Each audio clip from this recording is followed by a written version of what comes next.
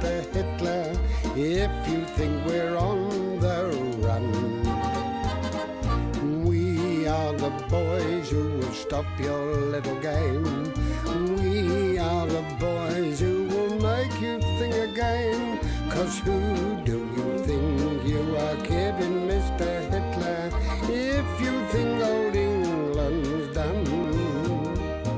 Mr. Brown goes off to town on the A21, but he comes home each evening and he's ready with his gun.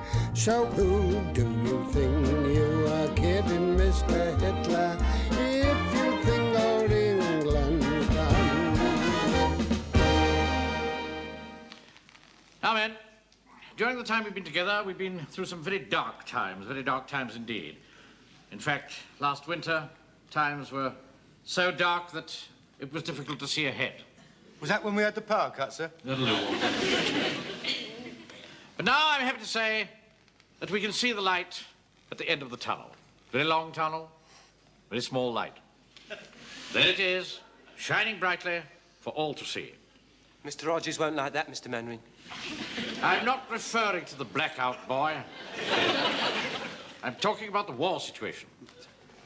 After standing alone against the Nazi hordes for nearly 2 years, I'm very glad to be able to say that at last help is at hand. Oh, that's awfully good news, sir. Who is it? It's the Americans. They're taking their time. The war's been on 2.5 years. Let's not have any of that sort of talk, Walker. It's just like those westerns, isn't it, Mr. Manring? You know, where the settlers have been surrounded by Indians and the US cavalry come in and save them in the nick of time. Just like it, isn't it? No, I wouldn't say it was quite like that. We've done pretty well on our own so far. But it's always nice to have a few extras on the team, you know. Sort of second 11, as it were. When can we expect them, sir? A small advance party is due in Warmington-on-Sea on Saturday morning.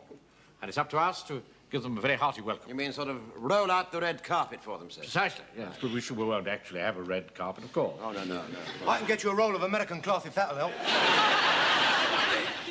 Mr. Speaker, sir, we must take our American cousins to our bosoms and take them into our homes and fertilize with them.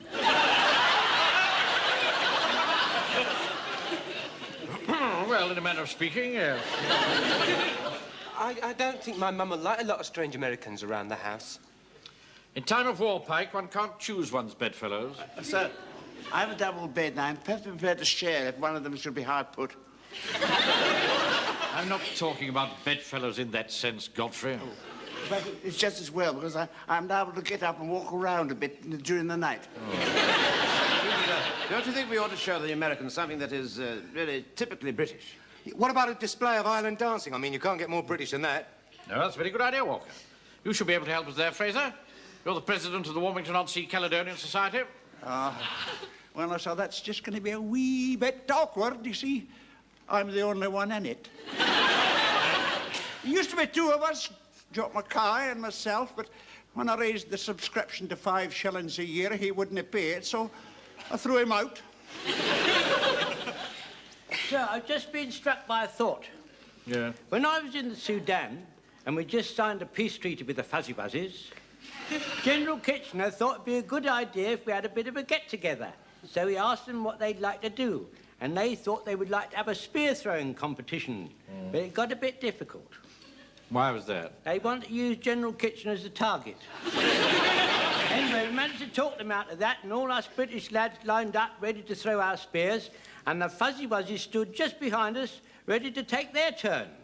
Anyway, I cast my spear forward, then I took a step back, you see. Get to the point, Jim. I did, sir. One of them Fuzzy Wuzzies had his spear just like that. And I did not like it, sir. Anyway, the point of my story is we ought to ask them to watch a darts match at the Red Lion. That's a very good idea. An evening in a typical English pub. Yeah. What could be better? Very good. Do you mean to say, sir, you don't think I'm going into the realms of fantasy? Certainly not. Oh, no. No, we'll invite them to a spear throwing, to a darts match in the Red Lion on Saturday night. You can bring the ladies.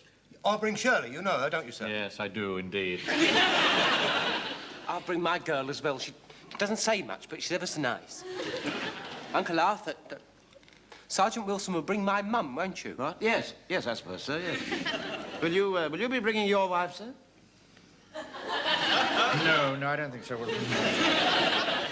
I don't think Elizabeth would do much for Anglo-American relations. Now, what else could we think of? Well, perhaps we could fix up a banner across the bar with a message of welcome on it. I could get one made up for you, sir. Could you? Oh, good. Yeah. What do you want me to say? Oh, well, how about, hello to our brave American allies. Go to it, and you'll soon be home. You can't have all that. That'd go twice round the bar and across the high street. I'll cut it down for you. Look, you don't need hello to our brave American allies. I mean, the Americans know they're brave. We'll call them Yanks. And you didn't tell them where to go, they'll soon find out. Yeah. And there's no need for that, you'll be home soon. I mean, they've only just come into the war. Yeah. What have you got left, Joe? Yanks go home.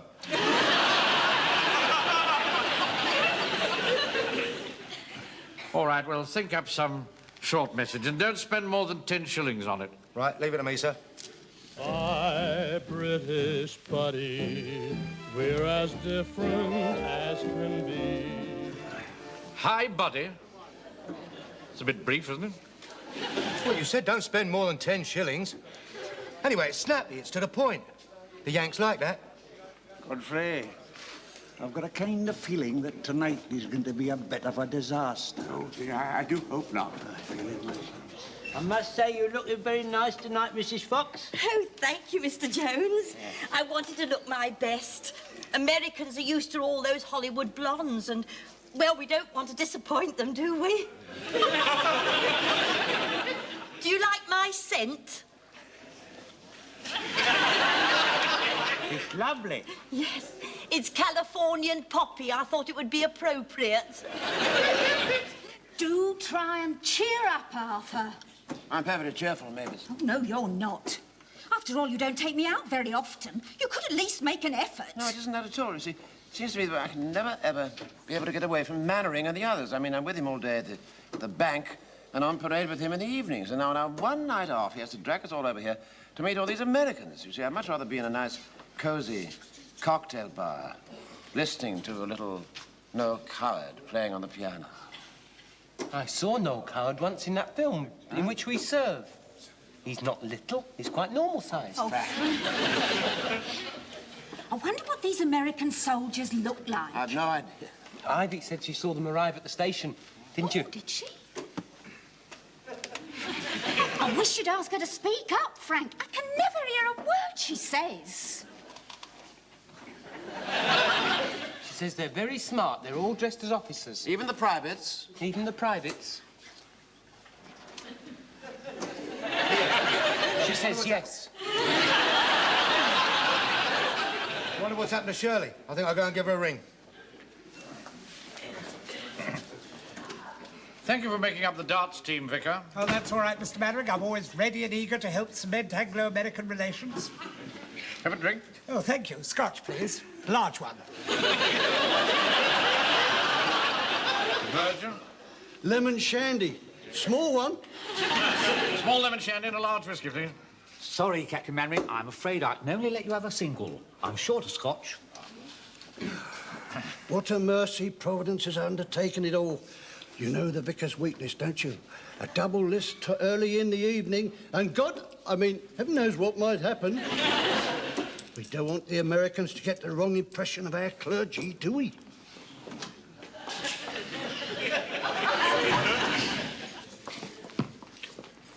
Hello? Shirley, is it? Yes, where's Joe? He's phoning you. Oh, I'm sorry I'm late. I had to put my face on. What? I haven't overdone it with the makeup, have I? Well, I was going for the demure look. After all, we don't want to give the Americans the wrong idea about us English girls, do we? Good evening, Captain Mainwaring. yeah. Suliki, how are you? My name is Tees Munsey, and I'm from the Eastbourne Gazette, and I'd like to take a photograph of you greeting our brave American allies. Yes, excellent. Good. And this is you, a good lady, eh? What? Oh, no, certainly not. Ah, chance would be a fine thing. Well, you see... Wilson. Where were you? You see, Captain Mingwarren, it's like this. I'm writing a series of articles for the Gazette entitled Doughboy Meets the Tommy. Phew, brilliant. And I thought it would be a good idea if you and... Oh, yes, well, all right. Well, I'll see you later, Captain Mingwarren. I say, tip me the wink when you're ready to take the photograph, will you? Aye? When you're ready, I want to take the glasses off, you see. Tell me when you're ready. I don't want the glasses in the picture. I'm with you all the way. Right, old boy. Okay, Wilson. Yes. When these Americans arrive, Yeah. I want you to line them up, and I'll just say a few appropriate words. Yes, I trust you're not going to be too formal, sir. Well, no, of course not. That's the whole point of the thing. Now, I understand there's some sort of a colonel in charge of them. That's right, yes. Now, how does one greet him? Well, he'll probably say, howdy, partner, put it there. Howdy, partner, put it there. Put what? Where? His hand in yours. What? Well, he just shake hands. Don't be absurd. Well, that's what he'll do. An American colonel wouldn't say, howdy, partner, put it there. You and that boy Pike see far too many American films. Evening, Napoleon. Evening, Vicar. Evening, Mr. Hodges. So nice of you to make up our little darts team. Oh, it's all right. Always ready to give the home guards a good thrashing. What time do we kick off? 9 o'clock. 9 o'clock? Why do we have to wait till then? Because it's being put on for the benefit of the Americans. Oh, blimey, I hate blooming Yanks. Loud-mouthed, overbearing lot. Oh, I can't stand them. Why? What about some service? Why, Mr. Mannering, they're here. What? The Yanks, 2 jeep loads outside. Ah, right. Jones, Sir? fall the men in. Yes, sir, right. Come on, get fell in. Informally. Informally, fall in. Fall in informally. No, not you, Mrs. Fox, not you. Oh, but I don't want to be left out of anything, you know. Go and sit down, Cheryl. Why? I'm sure those Americans would much rather meet us than all those old men. Go and sit down, ladies, will you, please? Oh, does that mean I put all this lot on for nothing? Wilson, Oh, I hope not. Stand over where? Over here. Come over here. That's it. Right. Now, you stand there, like that. Now, Mr. Cheeseman, when exactly are you going to take this photograph? Oh, as soon as they come through that door. Ah, good. Right.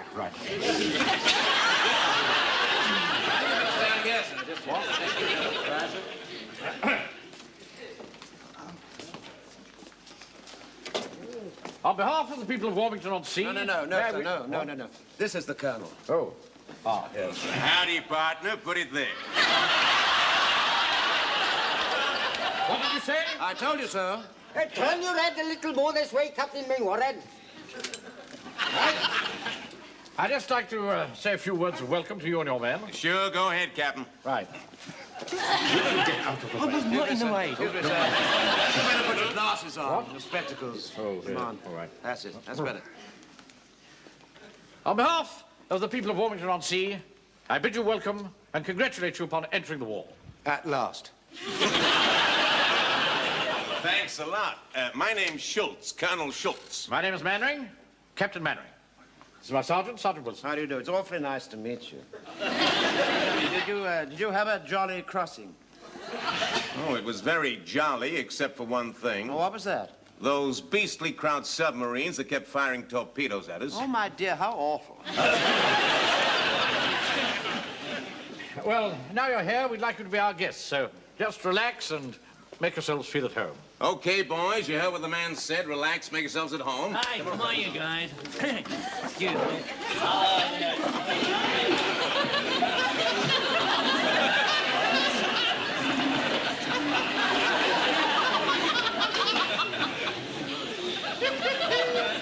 Would you like to meet some of my men, would you, Colonel? This is Lance Corporal Jones. Howdy.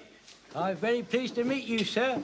I had the honor to serve with the Americans in France in 1917, sir. They used to call us limeys then, sir. I expect you know why they done that, didn't you, sir?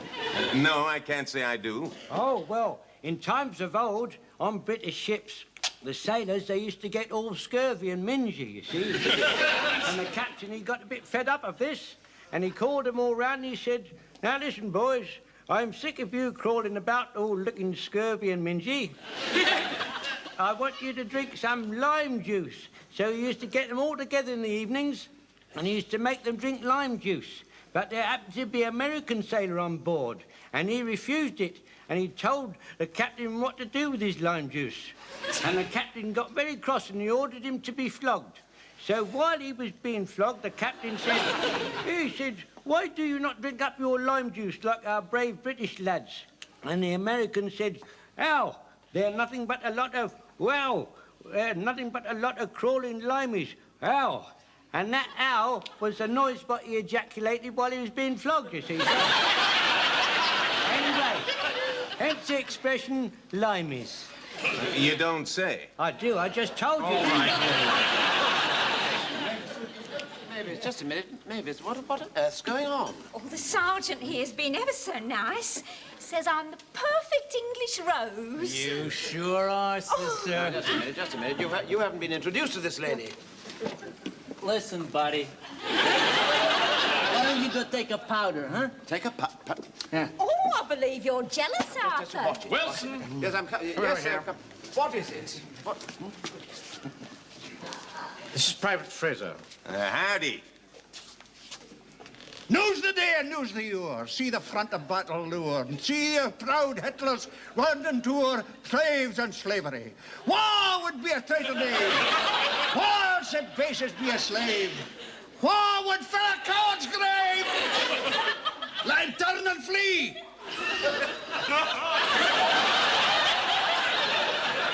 Well, Captain, you sure have an international unit here. My God, I don't know what that lingo was, but it sounded great. What part of the world does this old-timer come from? Scotland, and that was nae foreign lingo.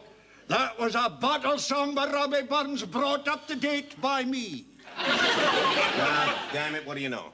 What indeed? Private Gottfried? Oh, good evening. I'm so sorry my sister Dolly couldn't come tonight. She got a touch of rheumatism, but she sent you some of her upside-down cakes.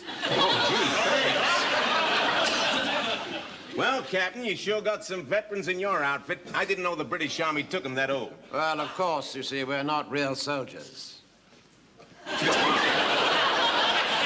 Talking about, Well, not we're real soldiers. We're not, are we? We're not real soldiers. I mean, we're home guards. Oh, what a home guard. Well, sort of part-time soldiers. You see, Mr. Manning is the manager of the bank, and I'm his chief clerk. And most of the others, you know, they've got shops and things like that. And this was formed, you see, the home guard this was formed to protect the town against German parachute troops and things. Well, you don't need to worry no more. We'll do all the defending there is to do around here. Now, you old-timers, just relax, take it easy. Huh? How kind. Don't you think we ought to go and have a drink at the bar, sir? Wouldn't that be a good idea? Not real soldiers. What? Here, Colonel, come here. Listen, if you need anything like, you know, razor blades, petrol coupons, or elastic, let me know. I'm sorry you're wasting your time, Buster. We don't need a thing. We brought it all over with us. Yo, do something quick. Look at them Yanks with our girls. I fancy you being a real cowboy. I bet a lot of you are film stars and all. Oh, I do like these American boys. They're so nice and clean cut. Oh, and they were so generous. Joe, come and have a look at his medals. He got that one for sharpshooting and that one for good conduct. Not too good, I hope. Just a minute. Mrs. Fox, you ought to be ashamed of yourself. You're old enough to be his mother. Well, if it comes to that, you're old enough to be my father. Here, Joe, what are we going to do? Oh, search me. They don't want to buy anything, and now they pinched our girls. If you ask me, this war's taken a very nasty turn. Let's go and have a drink. Ivy? Ivy, you're supposed to be with me. Pardon?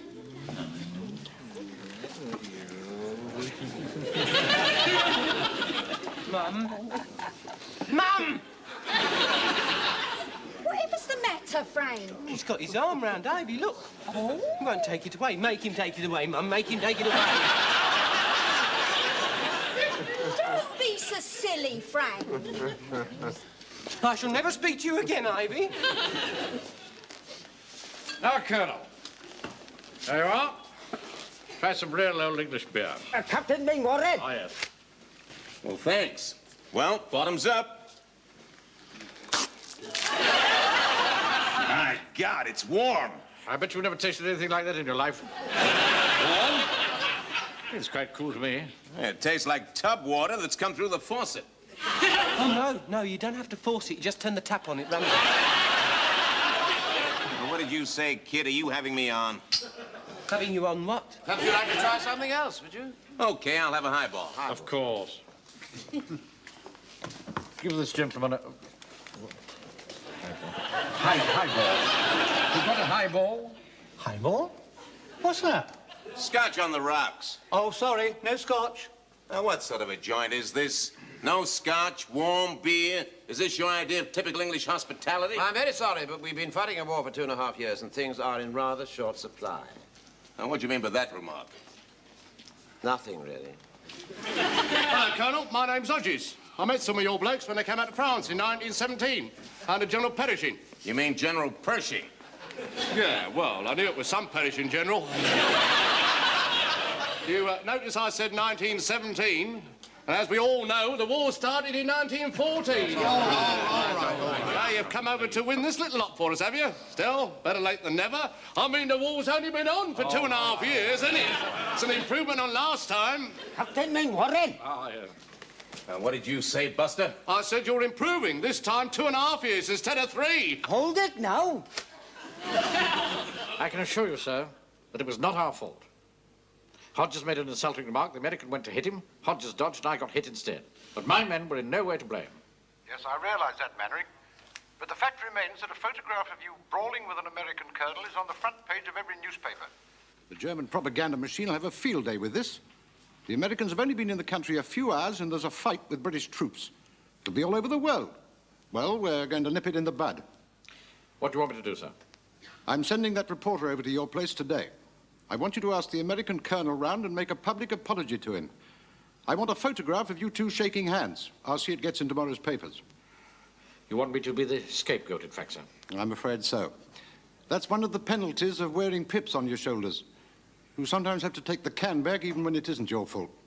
Now, see to it. Very well, sir. It's an awfully good spread, isn't it, sir? Terrible disgrace. I'll never live that down. Rather a nice one of me, don't you think? If I get in touch with the paper, they might send me some prints. Oh, I don't. Come in. Permission for you to see a deputation, sir. Yes, Joan?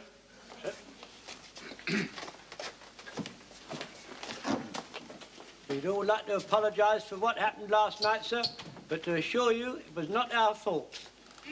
Well, I know that, Jones, and GHQ knows it. But the fact remains that I have to make a public apology to that American colonel.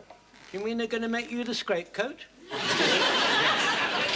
But even if I have to make a public apology, I intend to see that GHQ realizes that it's no responsibility of ours. I'm going to make out a report which will completely clear us of all blame. I want you to tell me, in your own words, exactly what happened on Saturday night, and we'll start with you, Sergeant. All right, sir. Well, when the fight started, I thought I'd better get out of the way, so I dived under the table. Yeah.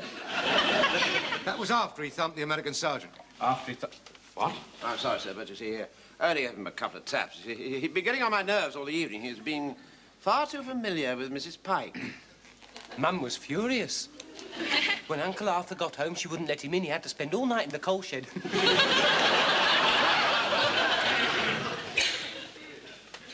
Now, what about you, Jones? There's a very nasty bump on your forehead. Which American did that?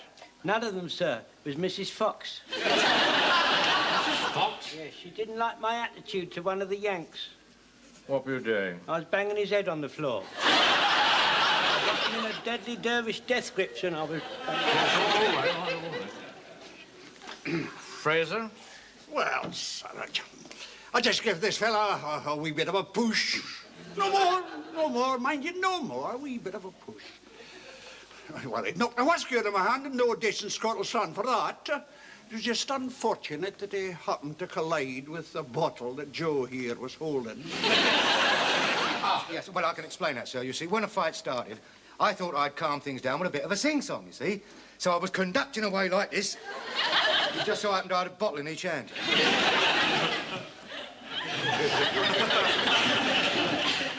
What about you, Pike? I'm sure you didn't do anything violent. I must confess I did, sir. I lost my temper. See, those two Americans, they kept on clinging to my ivy. They wouldn't let go, you see, and Mum wouldn't do anything about it, so I thought it was about time I stood up for myself. I decided to be a man. What did you do? I walked straight up to him, and I went... He chased me round the table twice until Mr. Godfrey hit him over the head with a chair. Godfrey? Well, sir, he trodden on my sister Dolly's upside-down cake. I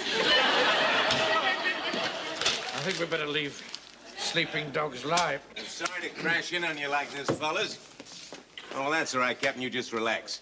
I just want to apologize for what happened last night. I never realized what you guys have been through, what with all the bombing and food shortages and the like, and I thought I'd make it up to you.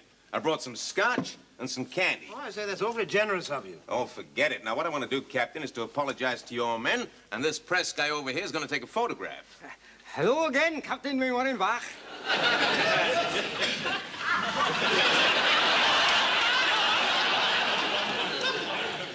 Actually, I was just about to apologize to you. What for? It wasn't your fault. I can't let you do that. As you British say, it wouldn't be cricket.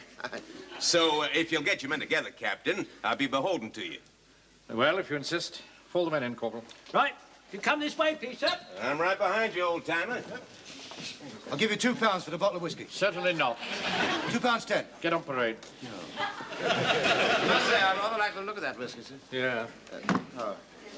It's rather nice, that fellow, Colonel Schultz, don't you think? Just a minute, Wilson. Yes, sir. Isn't Schultz a German name? It's right, yes, it is. Well, what's the man with the German name doing serving in the American Army? A lot of people in America know with German names. Really? Yes. Well, things got completely out of hand. We're fighting on our side with German names.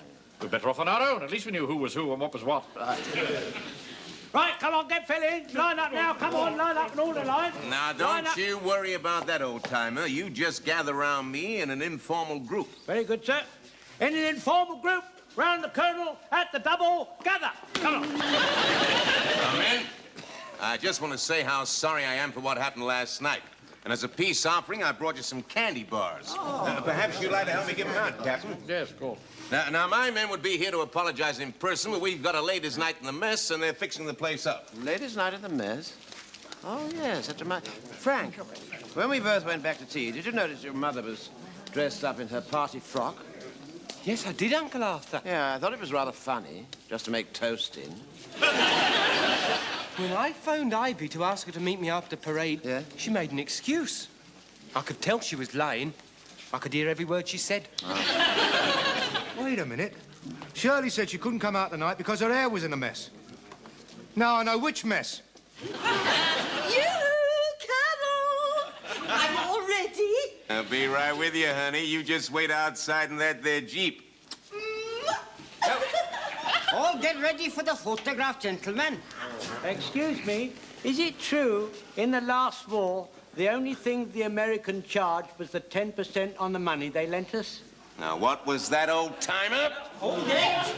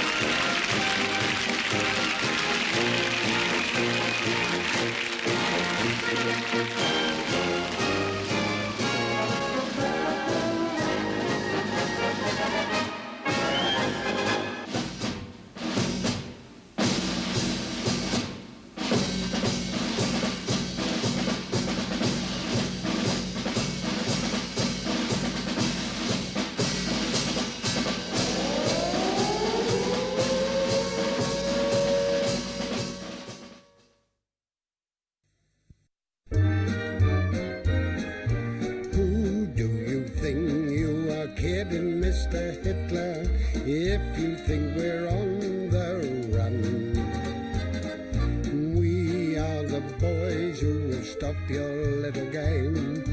We are the boys who will make you think again. 'Cause who do you think you are kidding, Mr. Hitler, if you think old England's done? Mr. Brown goes off to town on the A21, but he comes home each evening and he's ready with his gun.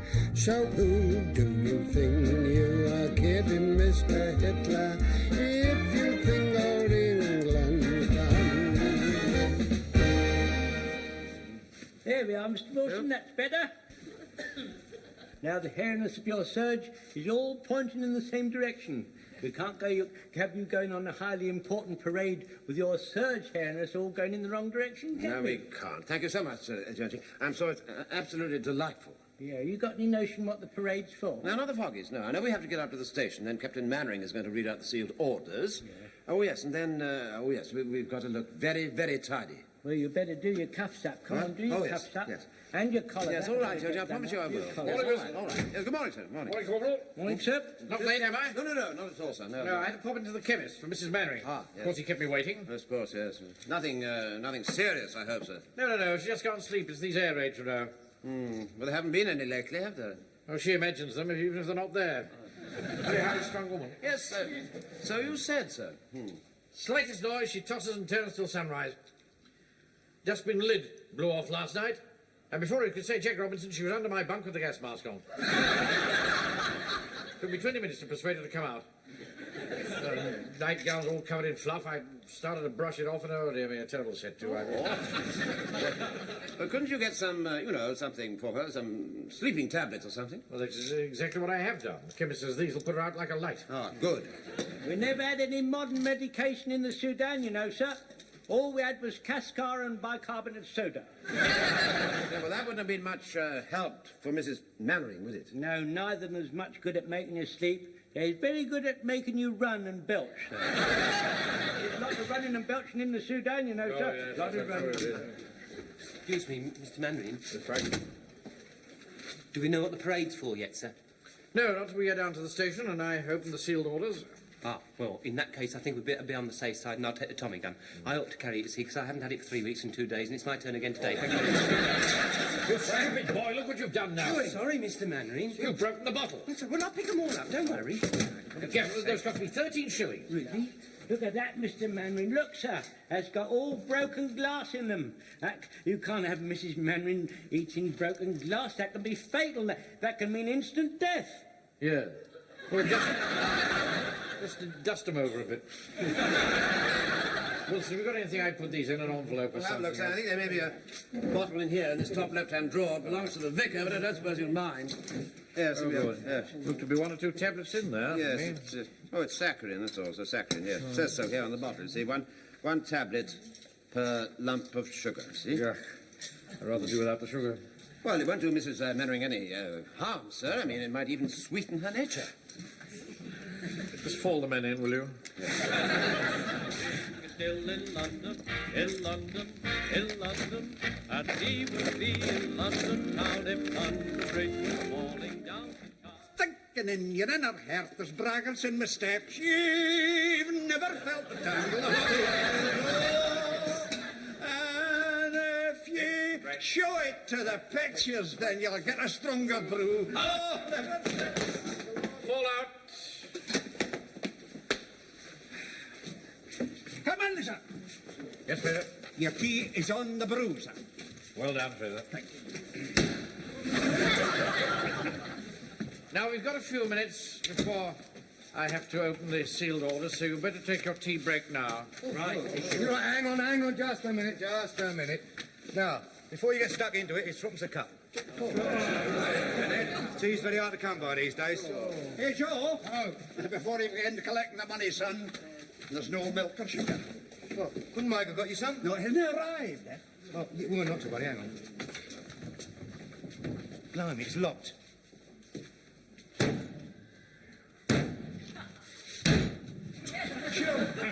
Joe Walker, you're born in the devil's own private furnace. What are you talking about? Who got it for him in the first place? Mr. Mannering? Yes? It's Manning, when you've opened your sealed orders and read them, are you going to eat them? What on earth for? Well, so they don't fall into the hands of spies and quislings.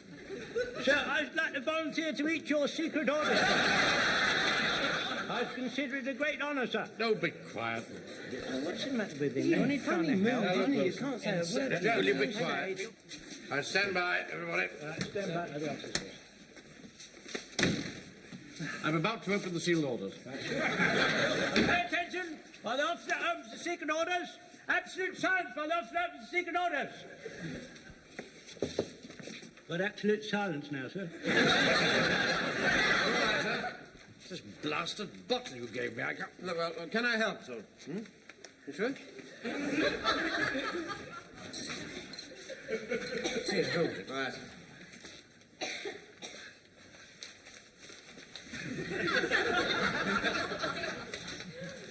Matt? Right. Yep. Don't lose that. No, sir, no. You might need it. Ah, here we are. Right. Outside, Wilson. I won't look, sir. Outside, please. Right, sir, right.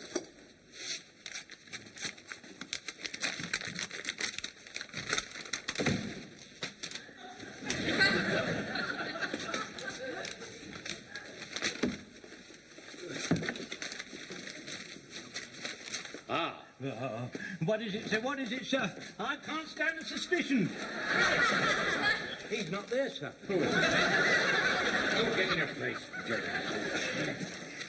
Now, this is very exciting news. And I want you to listen very carefully. Yes, well, listen carefully. The officer's about to divest himself of the secret orders. It's very exciting news, so listen carefully. Thank you, Cole. They're listening carefully. Yes, Gather a little closer, will you? I'm not going to speak in a loud voice, because this secret must not be known by anybody outside this room. Understand? In 20 minutes' time, a train will come through this station. There you are. I told you it had to do with train. And it will be carrying the person of His Majesty King George VI. No, King George VI. What's he coming here for? The Rotary dance is not until Saturday. He will simply be going through on the Royal train. Camouflaged, of course. Excuse me, sir. Is the train camouflaged, or is the king camouflaged? See, the train is camouflaged, yes. Now, the purpose of our visit is twofold. First, no unauthorized person must get near the train. And secondly, we shall be forming a guard of honor on the platform. And we shall give the royal salute as the train steams by. Now, this naturally is a very great honor. It's also absolutely secret. No living soul must get the slightest inkling of what is happening here today. Has he arrived yet? Who? The king. How did you know that? This is not a vanilla rice, you know. Oh, very important. I'll be back in 10 minutes. How do you think he found that out? Well, perhaps somebody told him so in case there was an air raid. Sir, I think we'd better fall in outside on the platform and have a bit of a practice, sir. Yes, all right. That's a very good idea. No, wait a minute. That could give the game away to anybody who's passing by. We could manage in here if we squeezed up close. Yes, I suppose we could at a pinch. All right, fall in, quickly as you can. Now, I'm going to give the words of command in a very, very low voice, because it's essential that nobody knows that the king is on this train. It's been one of those days, isn't it? Yes. Who's this? The king coming me without my top hat, her with gravy down a tunic. Well, come on, Pete, we've got 10 minutes to get home, sponge it down, get back on the platform. Well, I suppose being the station master, he has to be in possession of all the facts. Yes, quite, yes. Sponge you down. Now, present arms. 1, 2, 3, 1. Right. You know perfectly well you can't present a Tommy gun. What shall I do then? Just come into the attention position. What, like that? That's right. And take that silly scarf off. I don't think I'd better. My mum said I looked a bit... Take it off! Slow. Up. 1, 1, 2, 3. 1. Thank you. Present. Look, I can't just stand here doing nothing, can I? The king will think I'm rude. Frank, it's perfectly all right. Well, can I show it to him then, like that? Get back in the ranks and stand to attention, Pike. Feel such a fool, that's all. So I feel rather dead end too without a rifle. Do you think I ought to wave? Slow. Up. It's not fair, is it, Mr. Godfrey? Every time you try and do something... Come here, Pike. easy. If I've any more trouble with you, I shall take that gun away from you and send you home.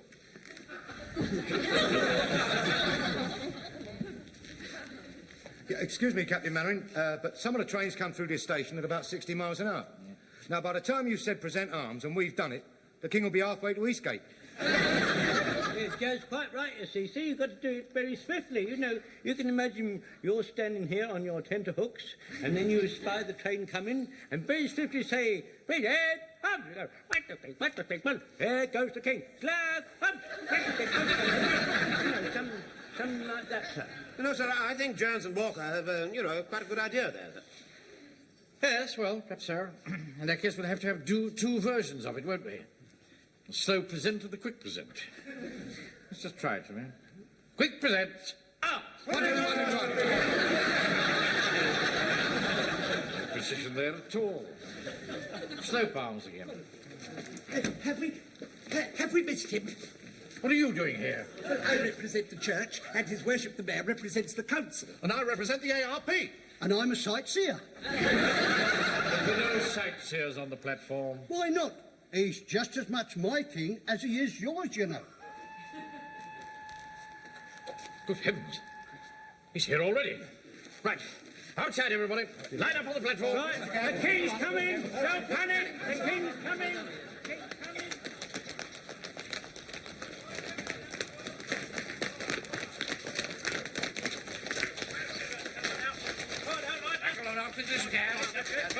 Dress by the right. Yes, do as the officer said. Dress by the right for the king. All civilians to the rear. Don't stop. Get to the back. Don't shout, bring me. And don't you shove him, Reverend Sir. Right, squad down. Load. Out. 1, 2, 3. 1, 2, 3. 1.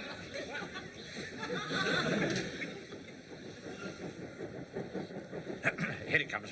Right. Chins in, chest out. It's coming very slowly, sir. We'll do the slow present arms. Pass it on. We'll do the slow present arms. Pass it on. Pass on the slow present. We're going to do the slow do.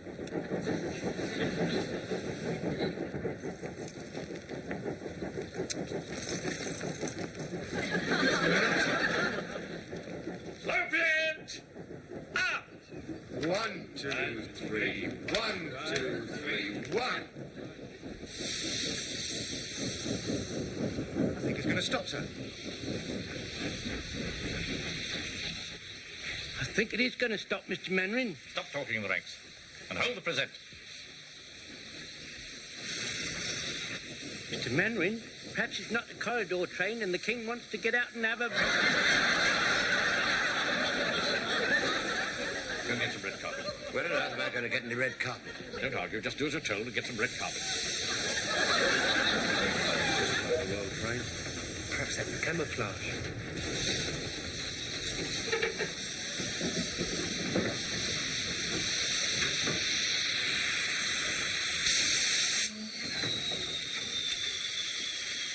War or no war, it's a damn disgrace. I complain to steam maintenance. I'm done, don't you worry, mate. Oh, excuse us, mate. That's all it is. I can't tell him what. Don't you worry. What a nut. Yeah, see if we can squeeze out one out of that pot. I shall give him an earful. Right. Oh, look at it. There's hardly any grip on it. Well, can you pack it with a bit of paper? You don't pack steam brakes with a bit of paper. Hello? I want George Marshall on this phone at once, in person. Oh, they used up all the sugar. Eh? Saccharin. Ew. Have you ever tried it? It's better than nothing, isn't it? Yeah. How many lumps? 4. Yeah, same as me. What's it say? 1 tablet for each lump. Excuse me. Excuse me. You don't happen to have a piece of red carpet, do you? Just a few feet would do. No, sorry, mate. I didn't think you would, but thanks awfully. Oh, it's very... Hello, is that you, George? George, Henry Burstle here. You know the square boss of the steam brake wheel? Yeah?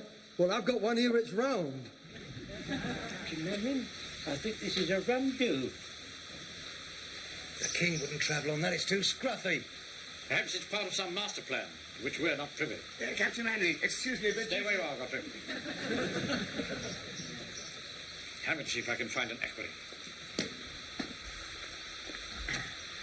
Your Majesty, are you there? Are you there, Your Majesty? Anyone there? Your Majesty?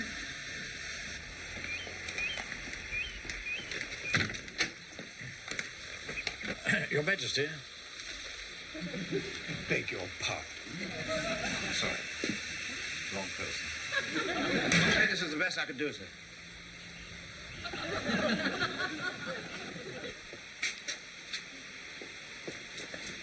What's all this rubbish doing here? That's the Snettlefold stopping train. Of course it's the Snettlefold stopping train. The king's not on that. Who left it here, then? The driver. He went in the office. Oh, I bet he said Henry Burstall. Henry, you're stopping the king. It's supposed to be a secret. Henry, get this lot onto the siding. Come on. Henry, did you hear what I said? Henry, will you give over snoring while I'm talking to you? Good heavens, they're dead drunk. A minute, sir. Just hang on. Bottle's empty. They must have swallowed all the pills. Gosh, the pots don't go. Well, the king can't come through with that train stuck out there. Well, we better all try and give it a push. Yeah, us and 2 elephants. I couldn't drive it, Mr. Manring. We'll have to get on the Snettlefold. Get them to send down a driver. That'll take half an hour. We can't have the king hanging about for half an hour. Shall I get through to my sister and ask her to put the kettle on? I can drive it, Mr. Manring. What? The train, I can drive it. I learnt how to at the schoolboys' exhibition. It's ever so easy. Well, he'd never allow us to. We're not asking him. Come on, outside. Hello, Brian. This is Warmington. We've got a ride to do here, I can tell you. Can you send us up a driver? Here, do you know what's happening? Give over, I'm on to Snettlefold for a driver. A driver? God blimey, you won't have a train in a moment. Manring's not going to try and shift it. Look here, Brian, I've got no time for a lot of argy-bargy. Come on, Mr. Godfrey, come on. Mrs. Fraser? No need for us all to be up here, you know. Oh, wait, man. I wouldn't miss this. Not for £3. Right, you'll need me to change the points at the siding.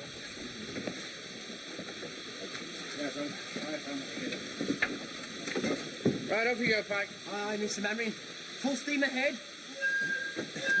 You know, sir, I can't help feeling that it's not an awfully good idea. Oh, stop being such a wet blanket. Hey, Get some coal on. Right, sir. we're on the shift, sir. Have you got any tongs? Any tongs? Get a shovel.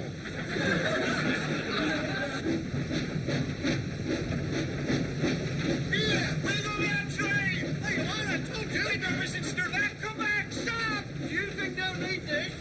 That's the steam brake wheel. It ought to be on the brake. What are you doing with that? Don't you push me. Why don't you leave things alone? Hey, push me. Don't stop bickering. Is that an important piece? Oh, say, without that, they can't stop. Can't stop. Come on, get after them. I'm rather enjoying this, Mr. Manring. Hello, Wilson. I've wanted to drive a train ever since I was a small boy. Give it a bit more, Pike. Yes, Mr. Manring. Yeah, come on, Puggy. Captain Manning. Yep. The warden and the vicar and the verger are chasing after us like mad things. Really? After a free ride, actually. Right, that's far enough. Right, that's enough, Pike. Slow down. Okay, Mr. Manring. Mr. Manring? Yeah? Should be a little wheel there. Don't bother about the technical details, Pike. Just stop the train. Well, I can't, can I? That little wheel's the brake. Stupid boy, you said that you knew how to drive this thing. I can't stop it without a brake, can I? Don't you use that tone of voice to me. That makes it go faster. Well, how do we stop it? We can't. We can't stop the train. Don't panic.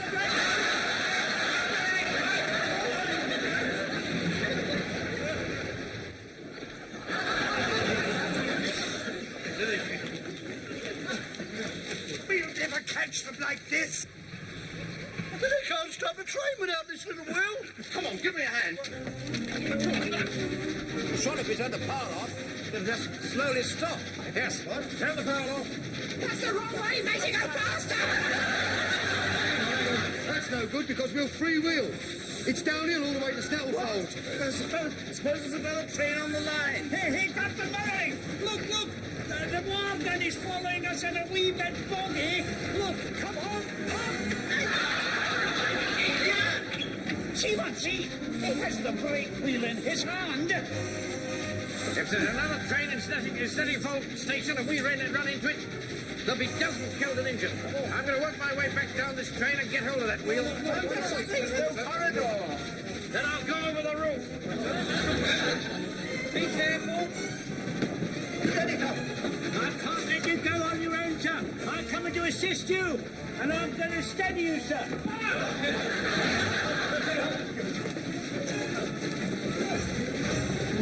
You're in charge now, Wilson. Oh, good. Mr. Mannering, sir. Don't you think you ought to have a scarf or something? It's a very chilly wind up there. Come on, put your backs into it. Don't you push me. He's pushing me again, you reverend. Let me do, Frank. For heaven's sake, keep it steady. You'll be safe if you hold my hand. Go back, Jones, will you? No, sir.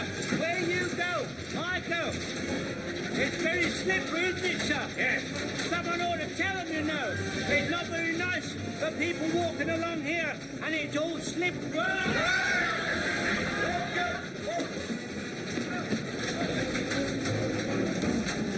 Oh, sir, you saved my life, sir. I'll never forget that, sir. Thank you, sir. Mr. Mannering? Yes? Don't go near the edge. You just keep pumping, mate. That's all you've got to do. And if we can get close enough, I'll chuck it. Can you see what's happening, Fraser? Aye. They're getting closer.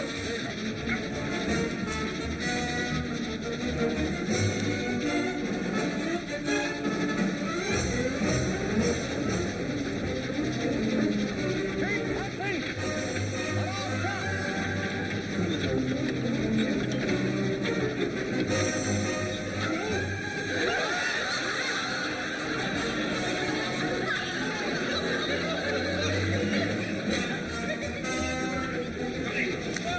Mr. Mannering, now all we've got to do is get it back to the end of the pump.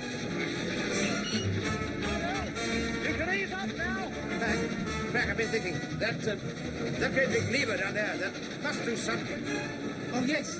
Yes, that makes you change gear, go faster. I see, yes. Or go backwards. Hey, listen, just a minute. Couldn't we put it into reverse and that might stop it? Good. Well, I suppose so. Or make it blow up. Look, if we're going to hit that train that's Stratford, I at least think we ought to try. Go on. All right, then. Come on. Here goes.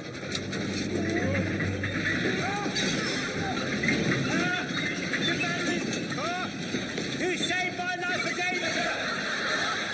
Where would I be without you, Mr. Mannering? What the hell are they doing up front? I think he's stopping, Uncle Arthur. Well done, Frank. Well done, sir.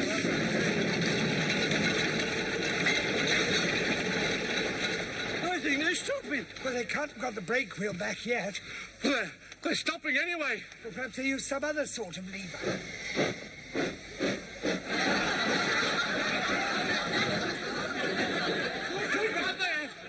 They've used reverse. They're coming towards us. Of course I'm sure. But don't just stand there gulping. Get pumping.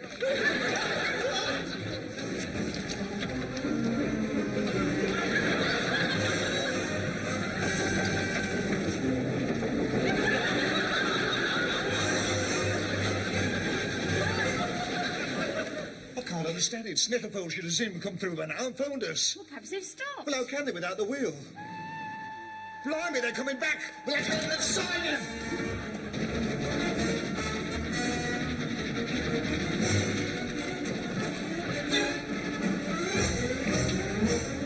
Do be careful, sir.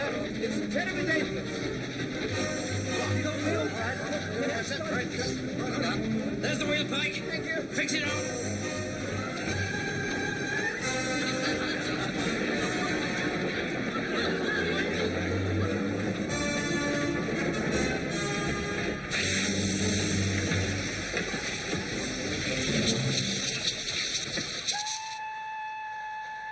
Blimey, that'll be the king! Come on!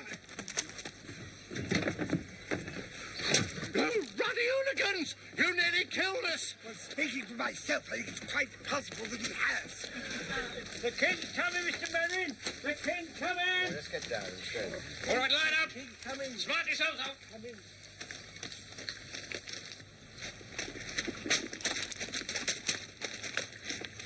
Hey, Pikey, what's that for? Oh, that's where the engine picks up water when it's going along. They drop a sort of scoop thing down and spray flies everywhere. If we stand here, we're going to get soaked. Oh, yeah. Uncle Arthur, I think you'd better tell Mr. Mannering. Well, just line up, Frank. Yeah, we're going to get wet, Mr. Mannering. We're going to get all wet, Mr. Mannering. Drop of rain won't hurt you, boy. Beat it! Out! 1, 2, 3. 1, 2, 3. 1.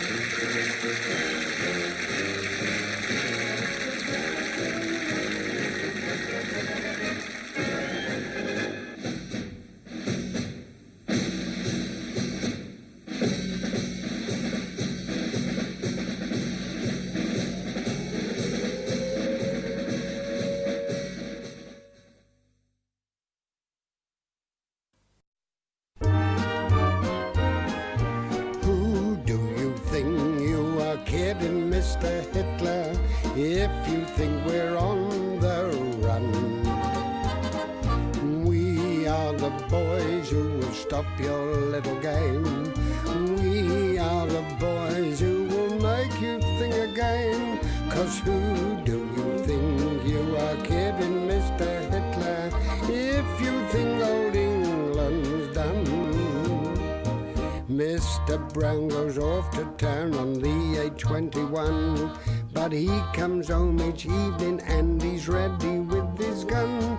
So who do you think you are kidding, Mr. Hitler, if you think old England's done?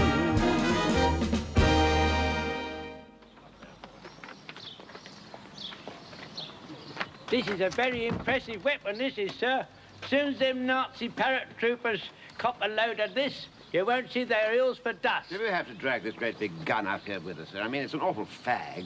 An awful fag? We're on active service, Wilson.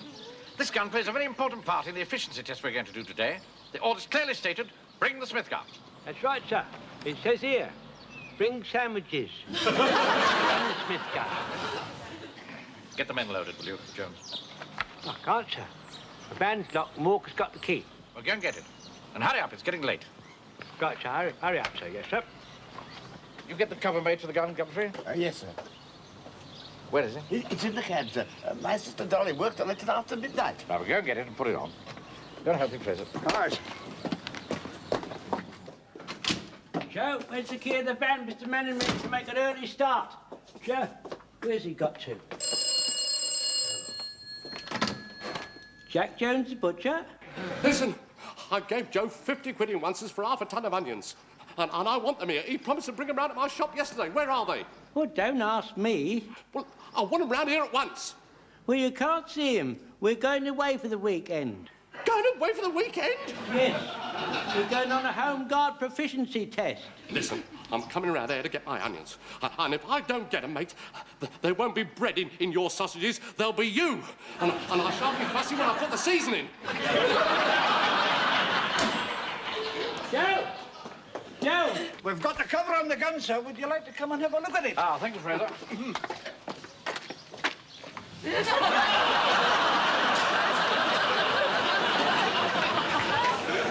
What's this, Godfrey? My sister Dolly made it out of an old chair cover. Make us look like a lot of pansies. Sister, take the milk on the trouble, sir. Don't hurt his feelings. Oh, they will. That's awfully nice, Godfrey, but I don't think we really need it now, you know. After all, it's not raining. So? Ah, Walker, unlock the van. Well, that's going to be a bit difficult, sir. Why? Haven't you got the key? Yeah, I've got the key, sir, but, well, you see, the thing is, that's not a point, really. And Walker, if you've been up to any monkey business, I shall be down on you like a ton of bricks.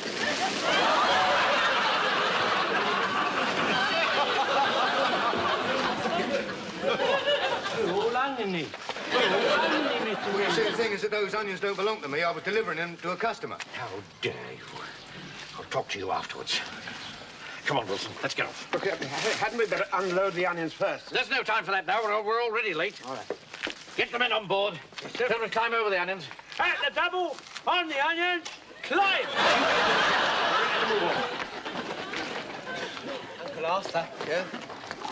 I can't travel on top of all those onions. I shall cry my eyes out. Well, what is unlanded can be, Frank. Get on board with the others. I shall tell Mum. Oh, fine. Just get up. Come. Wilson! Coming.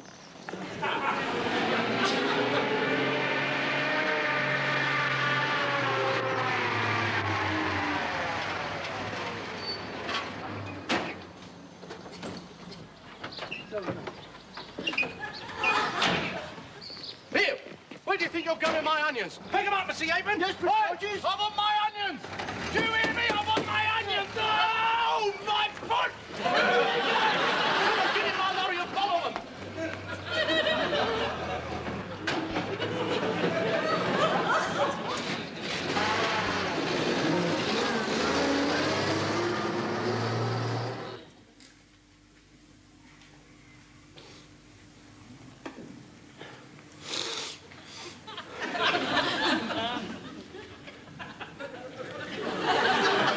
Stop that sniffling, boy.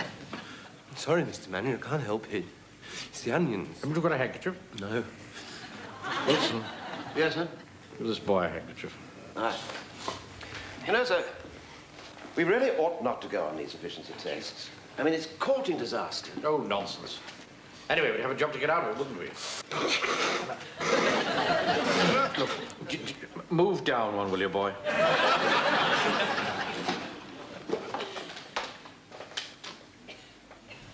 Every other Home Guard unit in our area has been on them. And if we funked it, they'd say it was because we hadn't any confidence in ourselves. Well, I have every confidence in ourselves, Captain Mannering. Thank you, Jones. And I have confidence in you, because you have confidence in yourself. And you have confidence in yourself because you have confidence in us. And even if you hadn't got confidence in us, you wouldn't show it. And that's what gives me confidence. Well, it doesn't give me any confidence. Don't roll your eyes like that. I've told you about that before.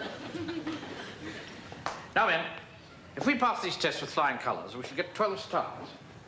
I particularly want us to be a 12-star platoon. Because if we're a 12-star platoon, you know what that means, don't you? Yeah, you get a mention in the AA book.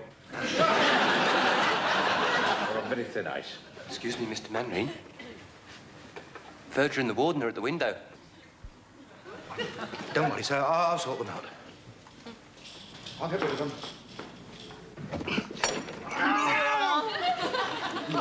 What do you want? What do you think I want? I want my onions. Yes, he wants his onions. I can't go now. We're doing the test. Look, I'm not hanging about here all day. Tell them to go away, Walker. They won't budge, sir. And shut the window. Right.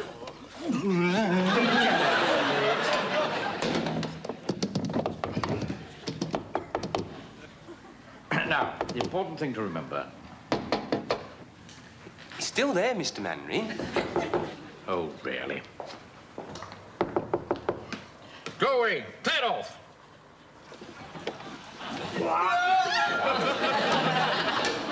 As I was saying. What's in store for us in that other room, but whatever it is, I'm relying on you to keep well on your toes. Last week, I had a drink with a sergeant in the Eastbourne Home Guard. Turned out that his people knew my people quite a few years ago. Actually, he's a rather nice fellow, you know. We're not interested in your social life, Wilson. Well, in that case, I don't think I'll bother to tell you. Tell us what? Well, he'd been on one of the tests. Well, why didn't you say so in the first place? Now, everybody, listen to Sergeant Wilson. Well, when you get into the room, they fire a lot of questions at you, and at the end, the officer goes out and he leaves you alone, see? Then somebody else comes in disguise, and plants a bomb, for heaven's sake. Look, when the officer leaves the room, I'll tip you the wink, and whoever comes in will jump on them. Oh, there's another thing, sir. When you go into the room, they search you for weapons. Don't you worry, sir. I've come fully prepared. What's that, Jonesy? It's a rummel. Ooh, a terrible weapon. What's a rummel? That's a thuggy scarf, what the thugs used in India to strangle their victims. They used to do a lot of strangling in them days today. A lot of strangling. I don't think we shall need it, Joe. Oh, I wouldn't be too sure about that, sir. You see that knot in the corner? That should be a silver rupee. But I put half a crown in that, do just as well. And you creep up behind your victims, and you swing it like that. And the weight of the coin goes right round their neck, and then you tighten it, enough to make their eyes water. Put it away.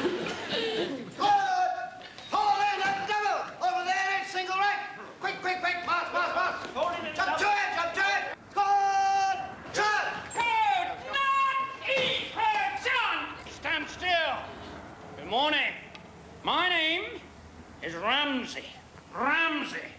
I'm in charge of the test, and I must warn you before you enter that room that once inside these doors, anything can happen. Question, are you prepared for the worst? Are you? Yes, sir. He's prepared for the worst. Well, I want to hear you all together. What are you prepared for? We are prepared for the worst.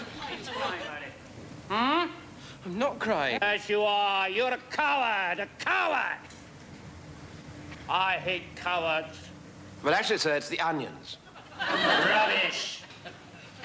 One of your men crying, one of them talking rubbish. It's not a very good start, is it, Captain? What is it? It's not a very good start, sir. All of you together, what is it? Not a very good start. Order! Oh, chap! Right, sir. Now lead off at another quick march. Left, right, left,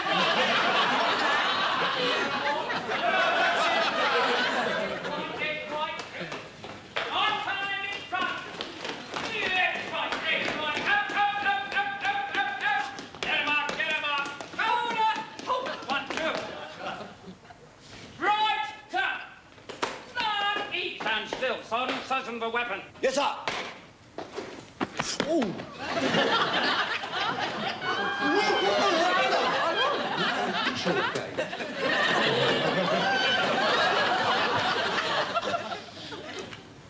Now, while you are in this room, you're under battle conditions. If you pass this part of the test, you get 4 stars. My sergeant and I can be anything. A Gestapo officer, a British naval officer, anything. Search them, Sergeant? Yes, sir. All clear, sir. Right, over here. See, Joe, for a moment I thought he was going to comprehend my rummel. Sergeant, Corporal, sit at the desk, remainder on the bench, move. I wish this fellow would talk the King's English.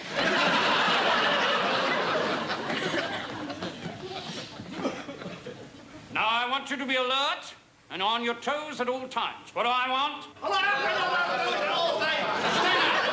Sit down. Too slow. Stand up. Sit down. Up, down, up, down. Excuse me, I think I missed, ma'am. Would you like me to stand up and sit down again? Keep sitting. Now, the first part of this test is for officers and NCOs only. I will ask 3 questions, and you 4 at the back will criticize your leaders when I ask for comment. What will you do? Criticize our leaders! When I blow my whistle, I am a Gestapo officer. What am I? You are. You are. Come on, man, come on. I say, I'm a bit confused. I am a Gestapo officer. What am I? You are a Gestapo officer. You're a Gestapo officer. Right.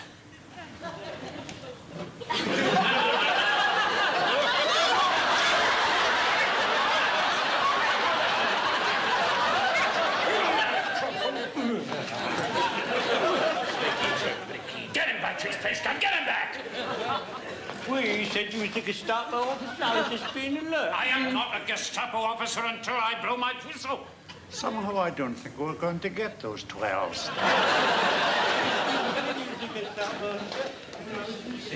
Right! Now, I'm Gestapo officer. Now you, Sergeant. Yes? What are you doing in France? I'm not in France. Oh, yes, you are. You got my parachute. I've captured you, and now I'm interrogating you. Oh, I see. Well, bonjour. You're not supposed to tell me anything.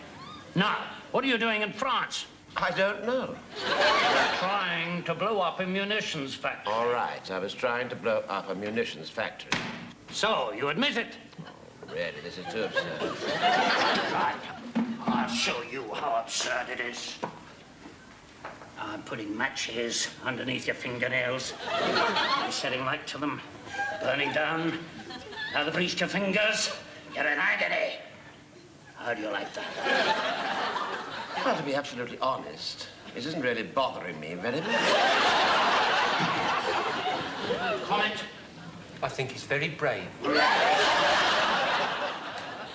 Guard my rear, Sergeant. Yes, sir.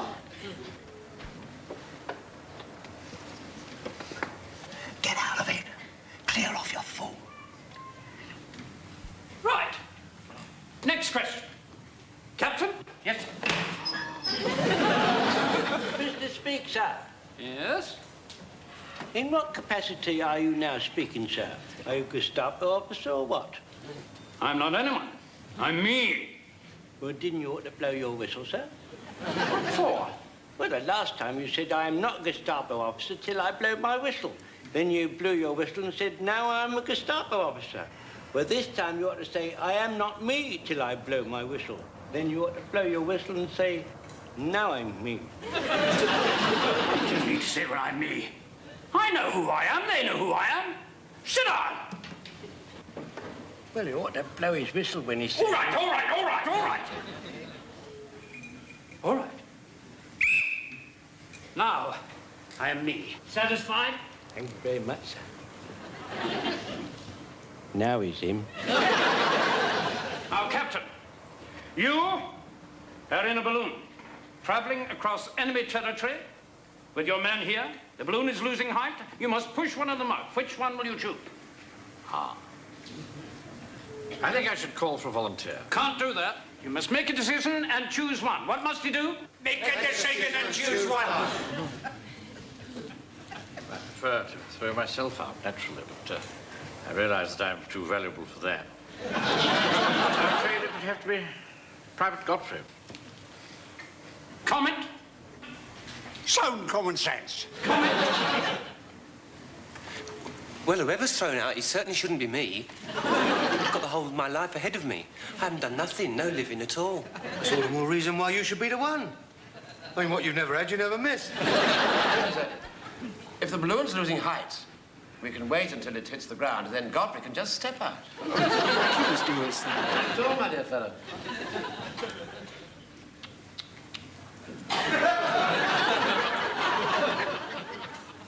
Now, if you'll excuse me, my sergeant and I will leave the room for a short time.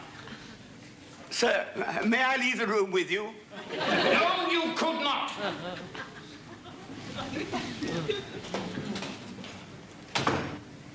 Right. Gather round. Now, remember what Tubby Glossop, well, Sergeant Wilson's friend said. When the officer leaves the room, someone enters in disguise with a bomb. How many marks are you going to give them? Marks? I'd like to mark that silly old fool of a corporal for life. Excuse me. Shall I take the tea into them now, sir? Yes, you might as well. Give me mine first. I need it. Now, Whoever comes out of that door, and gets bombed. We'll get 4 stars for this, as sure as eggs are eggs.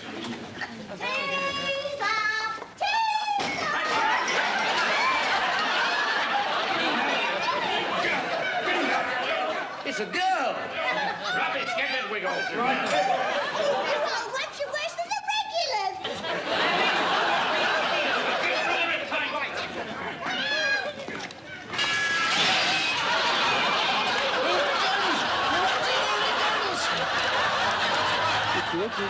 You know, turn the tap off, please. Turn all over my investment.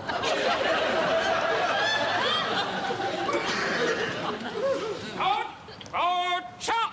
Not eat! Stand still. Right. This is phase 2 of the test. If you pass this, you get 4 stars. Now, Captain Mannering, you've got to get all your men over this electrified fence using only this equipment. If you touch the fence, an alarm will go off and you'll start again. Any questions? Excuse me, please, sir. Is this a hypothetical electrified fence or a real electrified fence? It is a hypothetical electrified fence, but with a small charge running through it. Just enough to give the test a hint of zest. Thank you. Won't hurt you.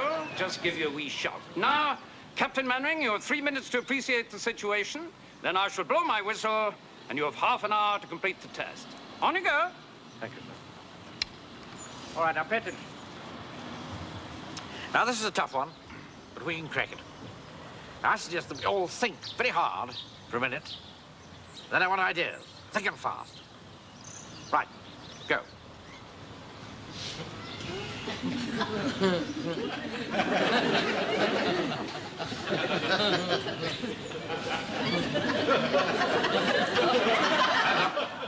Wilson? Well, Fraser? I? If we just get... No, you know what? Pike? I'm sorry, I'm not ready yet. Jones? Come Jones.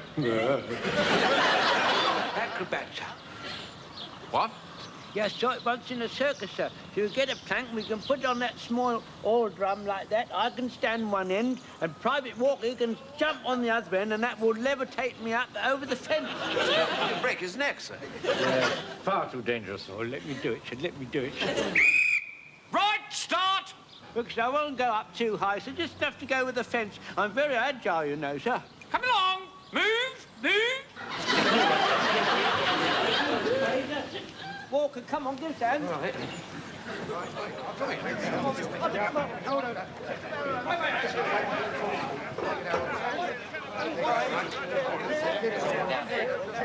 You've got to admire Jones, you know, Wilson.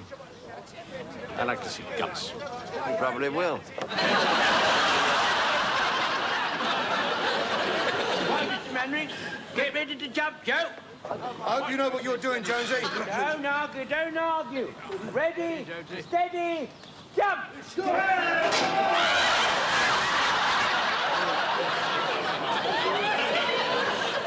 going on?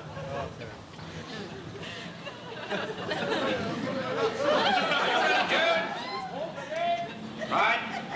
Left.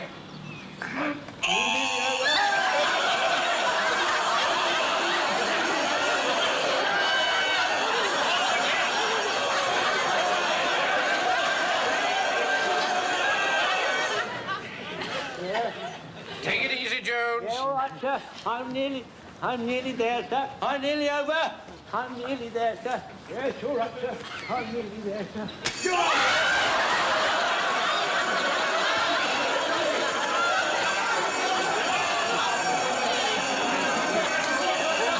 Time's up, Mannering. Can't we have an extension, sir? We've nearly got it linked. All right. Start again. By the left, forward. Say after a prayer for him, sir. I think I am, Mr. Mannering. I nearly made it, Mr. Mannering.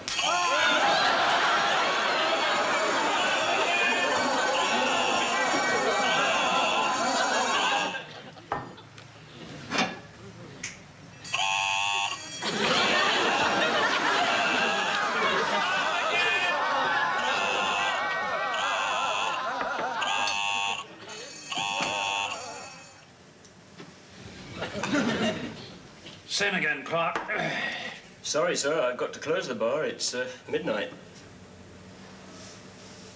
Oh, very well. I'll away to my bed.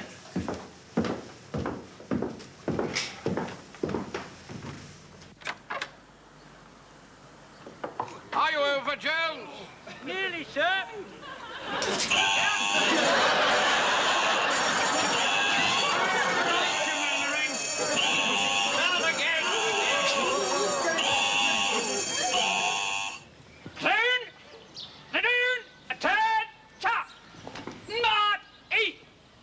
Stand still. Right. Now, this is the third and final phase of the test. If you pass this, you get 4 stars. Mr. Speaker. Yes? May I be so forward and presumptuous looking as to ask how many stars we have inquired so far? In the first test, nothing.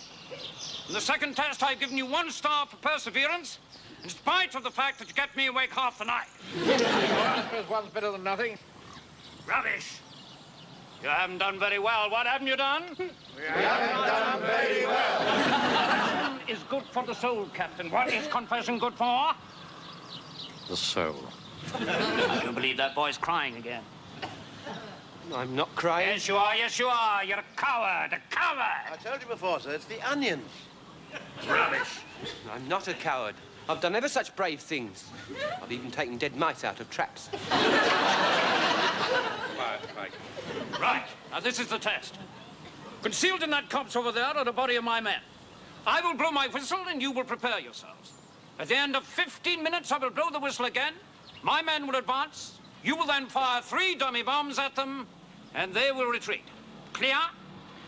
That seems straightforward enough, doesn't it, Wilson? Oh, I quite agree, sir. It couldn't be more straightforward. Sergeant, give them the charges. Yes, sir. 3 charges. Where are the dummy bombs, sir?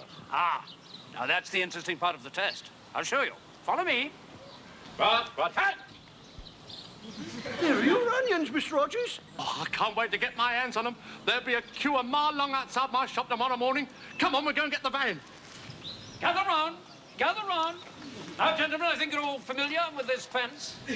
Excuse me, sir. Where are the dummy bombs? There. Now, when I blow my whistle, Captain, you and your men will double over here from the gun, get over the fence, collect the bombs, get back again. If you touch the fence, you start again. Blimey, if we couldn't get over that fence in 5 hours, we're not going to do it in 15 minutes. I said this whole weekend would finish in disaster. Well, then double back to your gun with the bombs and wait for my signal to fire. Clear? Yes, sir. Very clear indeed.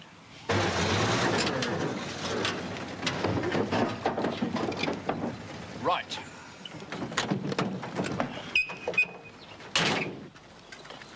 Come on, hurry up. Do you think we should take these onions without permission, Mr. Rogers? What are you talking about? I pay for these onions, they're mine. Now, you just keep quiet, hold your frock out. What in the virgin messing about with our van? Damn cheek. Come on, man. Forward. At the double. Hold still, hold still. Now, look here. Look here. How dare you interfere with our van? I'm only taking what's mine. We're doing a 12-star test. Listen, mate, if you don't clear off, you'll see more than 12 stars. Don't bandy words with him. We've more important things to do. Come on, follow me. See what I mean? Stand up to him, and he's like a pricked balloon.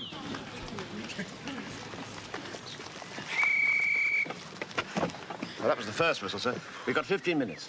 We'd better get down to the fence, Mr. Manring. Now, wait a minute. There must be a way. Let's all think.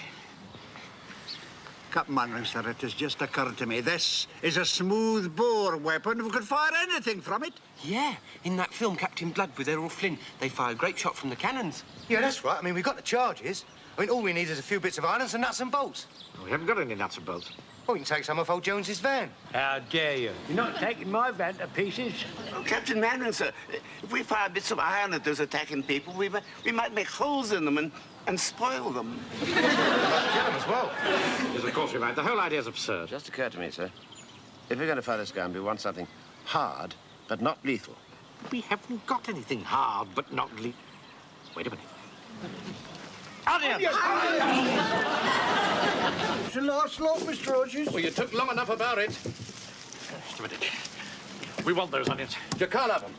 In the name of the king, I demand those onions. You can demand as much as you like. You can't have them. Very well. We'll buy them.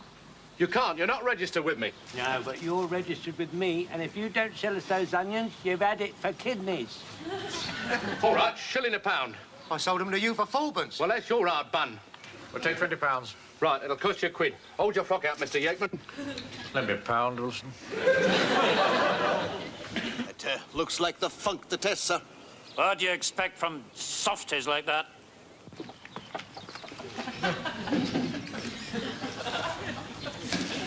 All right, that's enough, Pike. Hurry up, Virgil. Range, 200 yards. Range, 200 yards, right, sir. Load the charge. My charge is loaded, chap. Stand by to fire. So you're backing out, are you, Mannering? I shan't even give you 1 star now. We're not backing out of anything. What are you talking about, man? You've no ammunition. I'm due to blow the whistle in 30 seconds. Well, go ahead and blow it. There's no point. Or give it to me.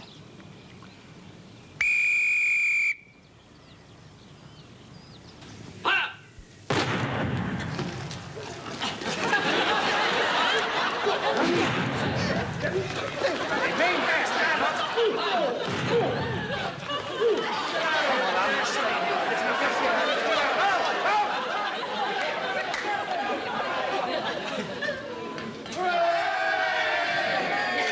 Well done, men. Well, I think we've achieved the object of the exercise, sir. I take my hat off to you, Mannering. That's the best bit of initiative I've seen in this whole war. I'm going to give you 12 stars. Thank you, sir. Hear that, men? We're a 12-star platoon. Just a minute. Where are you going? I'm going to pick up those onions. You'll do no such thing. Those are ours. Come on, men. Get after them.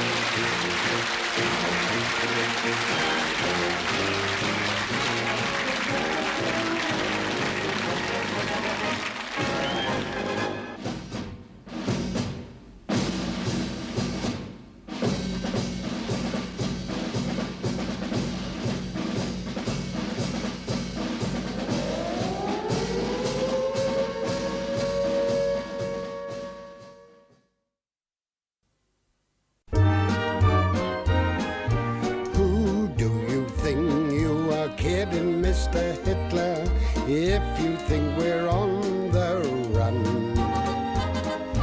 We are the boys who will stop your little game. We are the boys who will make you think again. 'Cause who do you think you are kidding, Mr. Hitler, if you think old England's done? Mr. Brown goes off to town on the A21, but he comes home each evening and he's ready with his gun. So who do you think you are kidding, Mr. Hitler, if you think old England's done?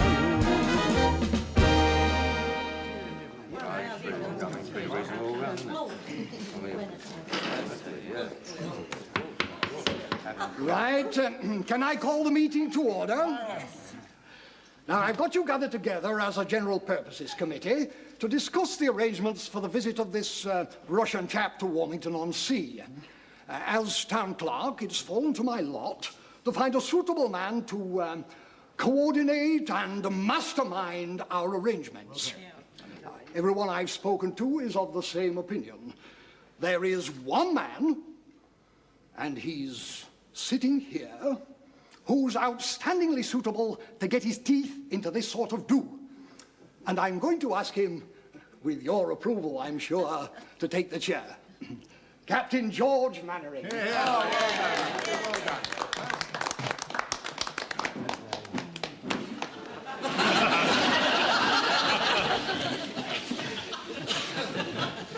Town Clerk, ladies and gentlemen. Look, just a minute. Why should he be chairman?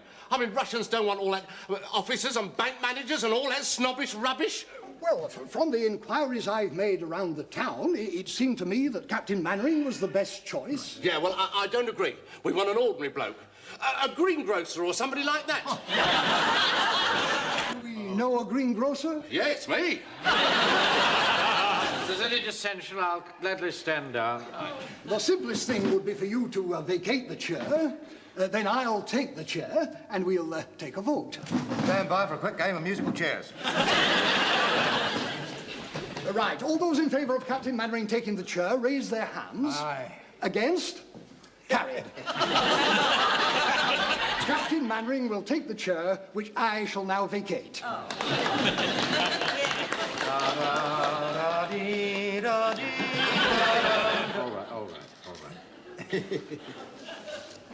Mr. Town Clerk, ladies and gentlemen. You said that already. Order, please.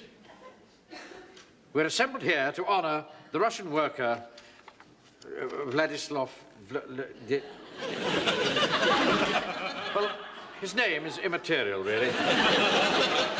What is important is that he is a hero of the Soviet Union. And that doesn't necessarily, of course, mean that he's brave. What it does mean is that he and his team have made 5,723 tanks. Means he's been very busy. Precisely. Now, amongst other cities, he will be visiting Warmington-on-Sea. And the question is, what form should the... Sorry, but I thought the meeting was at 5:30. Oh, come in and sit down, Wilson. You know, Mr. Wilson, don't you, my chief clerk and sergeant? I'm sure you said it was 5:30. I said it was 15:15. You don't listen. No, but I checked it, Rick. Yeah, listen, you've missed the best bit. Did I? What? Old Odgers tried to give Mannering the elbow. Oh, really? I'd like to have seen that. Now, as I was saying, what form should our welcome take? Good evening. I'm sorry I'm late. Hello. Good evening. I've had one of those days, you see. I had a batch of new sausage skins in, and they're a bit too diaphanous. Sit down, please, Mr. Jones. As I was saying, the question is, what form should the welcome to our Russian visitor take? I have been given the matter most careful thought, and I am prepared to offer him a voucher worth £10 towards the cost of a funeral. Well, he won't do him any good unless he pegs out. That is a risk I've got to take. Well, it's a good start, I'm sure, but what I had in mind was a rather broader aspect of welcome. Mr. Chairman? Yes? I'm representing the WVS. Oh, yes. And, well, I think we should not try to be all British and reserved. I think we should smile a lot. Yeah. Yes, that would be very nice. Captain Mannering, speaking personally, I'm not altogether sympathetic with the Reds. I don't think we ought to go too far. Well, as you know, there was a time when I felt the same way about the Bolshes and the like. But I don't think we must be too prejudiced. After all, they can't be all that bad, or they wouldn't be on our side. Well, why don't we give him the freedom of Warmington? That's big. That's a good idea. He can get into the pictures for nothing. Oh, Frank. He's only here for a couple of hours. They can put on a Mickey Mouse or a Donald Duck, can't they? Will you excuse me a moment? Pike, you're not on this committee. You're here as a messenger. You understand? Only trying to be helpful. If I hear another word out of you, I shall make you go into that office and shut the door. I'm sorry about that. I think that was a very good suggestion of Sergeant Wilson's. Yes. Now, the question is, what form should the freedom take? How about a parchment scroll tied up with red ribbon? They're very nice, they are. Your parchment's a bit difficult to get, but I think I know where I can lay my hands on some. Or how a key? Ah, better still. Yeah, well, cardboard or wood, easy. Brass, bit of a problem. Well, I think we should settle for a wooden one. Some form of ceremony can be arranged, and the mayor will say a few short words of welcome, and I, as the chairman of the committee, will hand over the key. God, blimey, you got yourself in there quick enough, didn't you? All right. So, excuse me, sir, why don't we get the town band to play some Russian music, and then I can dress myself up as a Cossack and do cobblers. Do what? Cobblers, so there's a highly difficult kicking and crouching step, you know. They do a lot of cobblers, do Cossacks, you know, sir. I'll show you the steps, I'll show you. No, there's no need to No, please. it's all right, it's quite easy. I've done a lot of this, you see. They crouch down like that, sir. Then the music goes, oh, the Volga boatman, hey, hey, hey, hey, hey, hey.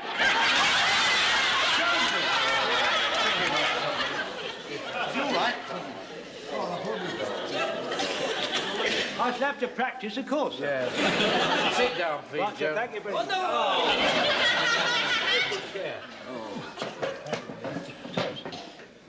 The Home Guard would parade, of course. I don't know about the wardens. I don't suppose they'd want to bother. Oh, yes, we will. You're not keeping us out of it. Yeah, I dare say Sergeant Wilson will give us a demonstration of acrobatic motorcycle riding. That's a little joke against Sergeant Wilson. We have a motorcycle in the platoon, but so far we haven't been able to persuade him to mount it. Music! That's what we need, music. The band can play and the choir can sing the red flag. I assure you, my choir is not going to sing the red flag. I quite agree with you, Vicar. God, blimey, you should have heard what they were singing behind the Scouts hut last night. Made your hair stand on, then it would. Oh, sorry, Vicar. Hey, listen, can't we get them to la-la it? I think that would be rather silly. Well, one way and another, things seem to be taking shape. I shall go away now and coordinate all these suggestions, and I'm sure that, as usual, Warmington will rise to the occasion. And bore everybody stiff. Fine. Early bloom again, my lovely Russian. Now, sorry, Mr. Livings, war or no war, I cannot allow you to issue a cheque for £32. Well, you've only 1 and 4pence in your account. You'd better come in and see me, I think. Yes. Would you? Thank you. Thank you. Ask Mr. Wilson to come in, please. He's not come back from lunch yet, Mr. Manring. He's not back from lunch? No. It's 2:20. Ask him to come and see me immediately he arrives. Yes, Mr. Manring. It's the 12 o'clock post, Mr. Manring. Arrived at 2:05. Somebody's playing a joke on Uncle Arthur. Look, the Honourable Arthur Wilson. Let me see that. The Honourable Arthur Wilson, private. Does that mean he's not a sergeant anymore? Private letter, you stupid boy. He knows perfectly well that I don't approve of private mail coming through the bank. Excuse me. Did I, by any chance, happen to leave my bungee in here? Your what? Well, my bungee, you know, that sort of rubbing out thing. What? Come in, Wilson, will you? I want to talk to you. I know I left it somewhere. Will you please tell your friends to keep their practical jokes out of my bank? Oh, Lord, that wretched solicitor. I told him not to use the title on my letters. What are you talking about? Well, it seems to be all over the town now. You were bound to find out sooner or later, I suppose. Wait a minute, I haven't finished talking to you. Oh, haven't you? I'm so sorry, but... Yeah. Are you telling me that this isn't a joke? No, it certainly isn't. Anything but. And that you really are the Honourable Arthur Wilson? Yes, it's rather silly, isn't it? Leave the office, Pike.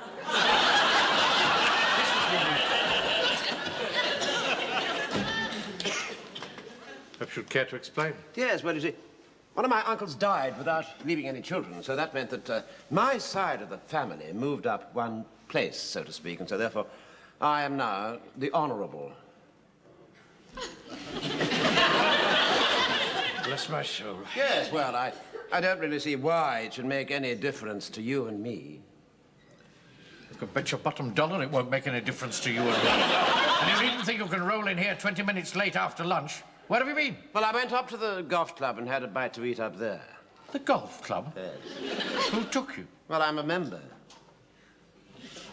You're a member since when? Yes, well, you see, when the committee heard about this title thing, they asked me if I would, you know, like to join. I've been trying for years to get in there. I believe they're awfully particular. You don't even play. Well, no, I shall enjoy the food, though. Do you know they managed to find me some smoked salmon up there today for lunch? Smoked salmon at the golf club. Do you know what I had for lunch? No. I had a snook fish cake at the British restaurant.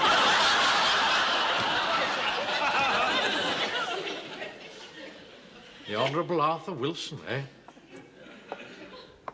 You know, being a member of the aristocracy explains quite a lot about your character. Oh, really? Oh, yes. They're an ambling, muddle-headed lot. Oh, surely. Hello. Mum, you mustn't go in there, busy. Oh, Arthur, is it true? You're honourable? Now, Mavis, please, please. Oh, Frank just telephoned me. I knew you could do it, Arthur. Oh! Mavis, please, please. How dare you use the bank telephone for an improper use? Yes, sorry. Arthur, does it mean that you'll wear one of those uniforms with velvet knee breeches? Oh, Mavis, now don't fuss, please. Mrs. Pike, will you kindly leave my office? Oh, I'm sorry, Mr. Mannering, but I just had to touch that noble face. Arthur? Yes?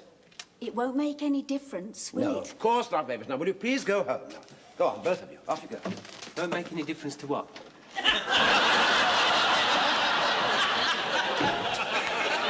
I'm awfully sorry about that, sir. Oh, don't apologise. And you're absolutely right. It won't make any difference. No. I'm still the manager and you're the chief clerk. Right, sir. I'm still the officer and you are still the sergeant, right? So put your socks up and get about your business in the That's bank. all right, sir. Very well. Thank you.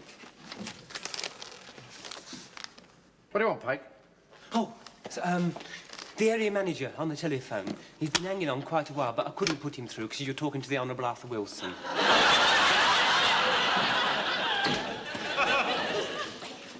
Hello?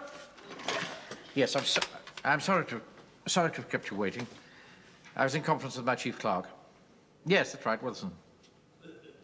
Well, as a matter of fact, it's the Honourable Arthur Wilson. Yeah. Well, I pick my staff very carefully, you know.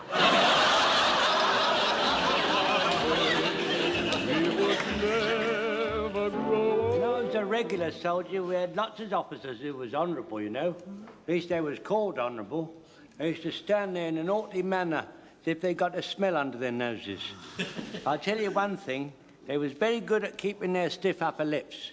Do you know, we had a young officer in the Battle of Omdurman. He had his head blown right off, and his upper lip was as stiff as cardboard. Hasn't changed a bit, you know. Still calls me Frank, just like he was an ordinary common person. That won't change him. He was a fool before and he's a fool now. You know, I used to serve one or two honourables when I was in the Army and Navy stores. They were quite ordinary people, just like any other customer. The only difference was you couldn't get the money. Fall in, Corporal. Right there. Come on, fall in like the officer said. Go on, quick as you can. Look sharp about it, quick as you can. Come on, talk a bit. Permission to speak, sir. Yes? Would you settle a small technical discussion, sir? What's that, Jones? Well, sir, are we to call the sergeant the Honourable Sergeant Wilson or Sergeant the Honourable Wilson? I don't want any fuss. I just want to be like an ordinary sergeant. I'm sure that would suit us all, Wilson. Mannering? Yes? Please, may I have the turn with the motorcycle before the ceremony, please, instead of Uncle Sergeant the Honourable Arthur? Certainly not. Excuse me, sir. I don't mind giving up my turn if Frank wants it. Prefer a Rolls-Royce, would you? No. That motorcycle's for you, and you are going to ride it. Sir? Right? Now, I've been doing a little research into the way the Russians show their appreciation. They don't, it seems, cheer, as we do, but apparently they do applaud. And so I think that's what we should do. Yeah, excuse me, Captain Mannering, but if we're at the present and we start applauding, there's going to be a lot of blue toes in the platoon. I hardly need to be told that, Walker. Well, why don't we ground arm, sir? Then we can go on clapping till the cows come home. I was just about to suggest that. Yes, that's right, sir. We haven't grounded arms of late, so can we have a practice? Then we can all get familiar. Very good idea. Platoon. Platoon. Hat! Ground arm. Down to it, please. Up. I'm not stuck. I was waiting for him. My knees have got all asphyxiated, sir. Applause for the Russian visitor. Begin.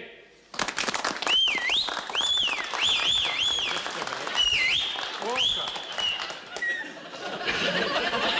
What a football match. Right. Start again. Applause for the Russian visitor. Begin.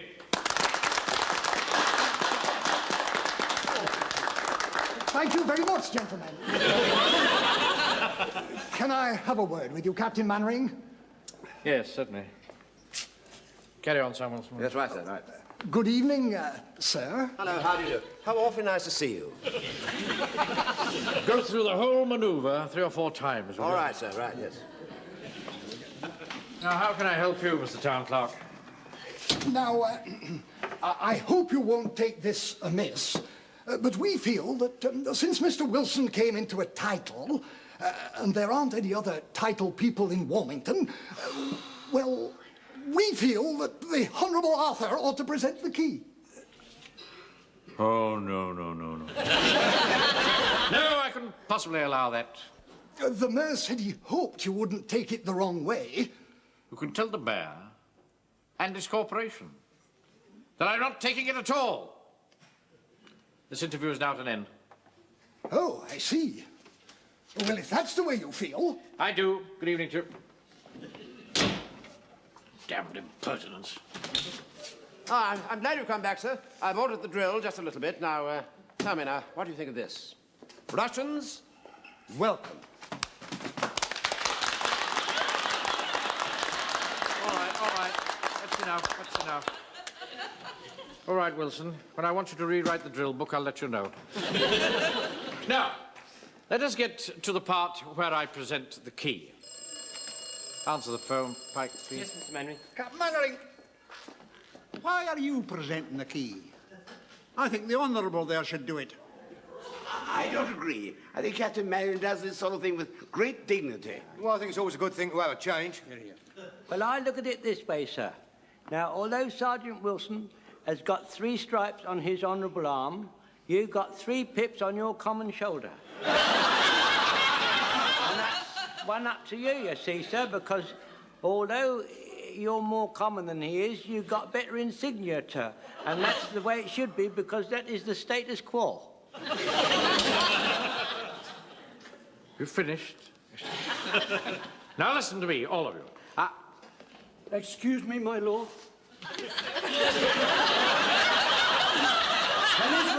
Can his reverence have an audience with you? Just a minute.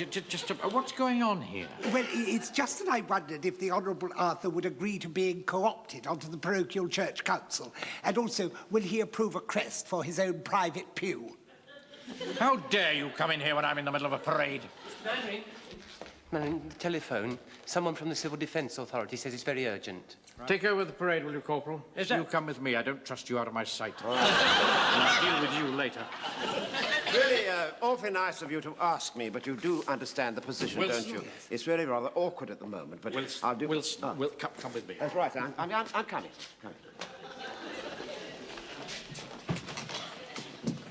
Get out of the way. Mannering here. Hello, this is Odgies here. Now, listen, Mannering. I represent the Breakaway Committee. Breakaway from what? From you, mate. You think you run this town, don't you? Well, we're not having it anymore. We want the Honourable Arthur to present that key to them Russian. Will you hold on for just a minute? Watson. Sir. Tell this man, once and for all, you are not presenting the key. Oh, aren't I? Tell him! Right. But once and for all, apparently I am not presenting the key. Good day, Hodges. You've engineered all this, haven't you? No. Believe me, I wish it had never happened. I mean, I didn't want to join the golf club, but I'm now getting begging letters, and to cap it all, Mrs. Pike wants me to buy a pipe, a tweed hat, and a Labrador. Life just isn't worth living. Don't give me all that soft soap. You're reveling in it. Who wouldn't? If I had a title, I'd be on the board of the directors of the bank. Not manager of some tin-pot branch with a crackpot clerk. And remember Jones's words. What particular words did you have in mind? I've got 3 of these, and you've got 3 of those. And I'm going to present that key, and you know what you're going to do? You're going to learn to ride that motorbike, and I'm going to personally supervise it. And I'll tell you when you can smoke. Skies around the corner. Here we are. With a full tank very nearly. Mr. Manring, if he falls off and breaks his leg, can I have it for a bit, please? Oh, dear. Why are you taking so long? He's putting on his protective clothing, sir. Blimey, Amy Johnson. All right, get him on. Come on, Uncle. All right, right. Now, you've time for a good hour's spin before you need to get ready for the ceremony. Well, wouldn't 10 minutes be enough? Just get on with it. There you go. Go on, do another one. Do it again. Now, remember, Wilsie, you squeeze the clutch with your left hand. Yeah, that's right. Now, you kick up with your right foot onto the gear like that. Right. Now, you rev up with your right hand. Like that, we're doing this sort of motion. From. And then you release the clutch with your left hand as if you was unsqueezing a lemon.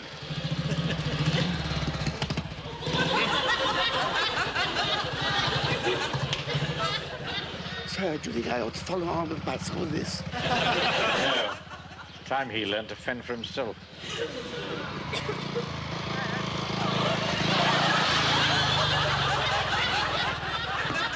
Oh, you silly man!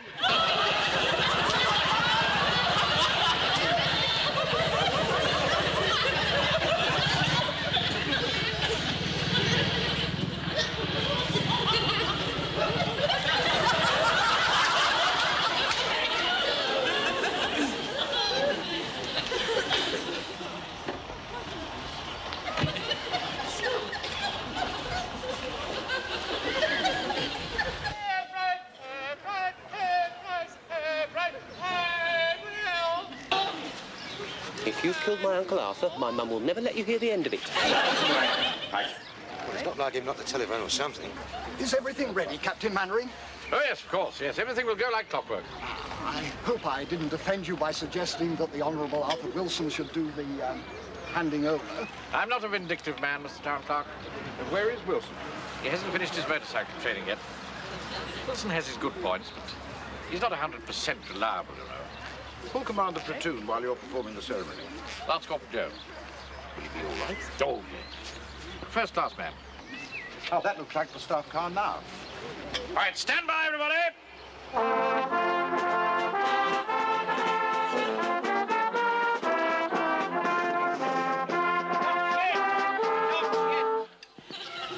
Wait till the car door opens.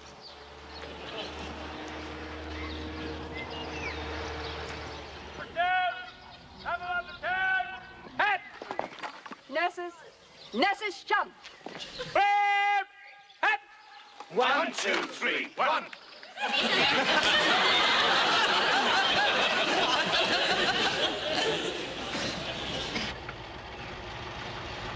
Clap and a greeting the Russian visitor. Commence. Welcome.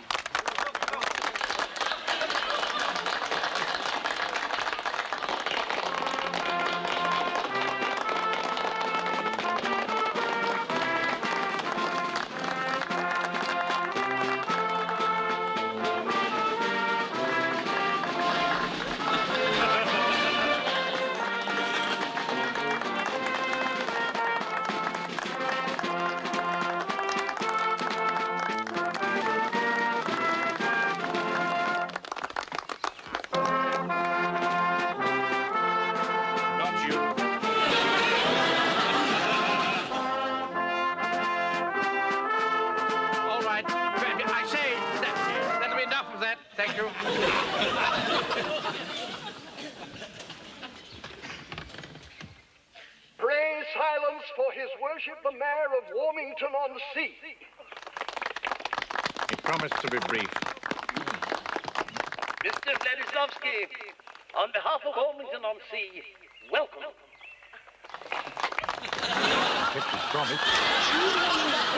Warmington-on-Sea, мы вас поздравляем. Mr. Vladislavsky, you and I are comrades in the common struggle, even though we live poles apart. He would have to mention the Poles, wouldn't he? We welcome you as a brother in arms. We and we have the honor to... Just a moment. It is our honor to present you with this key, which symbolizes the freedom of Warmington-on-Sea. What ключ города от Warmington-on-Sea? Я представитель рабочих Советского Союза. I represent the workers of the Soviet Union. Here, here. Вы сидящие за здесь не рабочие. You who are sitting here are not workers. Ваши лица мягкие. You have soft faces. Ваши руки мягкие. Soft. Вы буржуи среднего класса. You are bourgeois middle class. Damn cheek. Вы относитесь ко мне с почтением. You are giving me honors. Лучше вы относитесь своим рабочим с почтением. You should honor your own workers.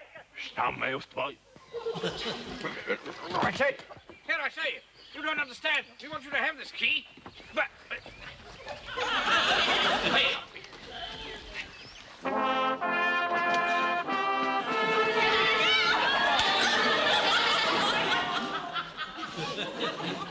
Gdzie człowiek w uniformie? Here Ni is a man in a oficera, uniform, ni not of an imperialista, officer, not a of tu an часто вас imperialist, раба. but a slave worker.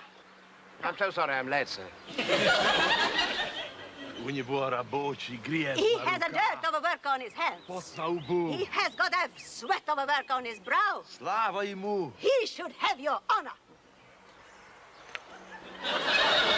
Thank you so much.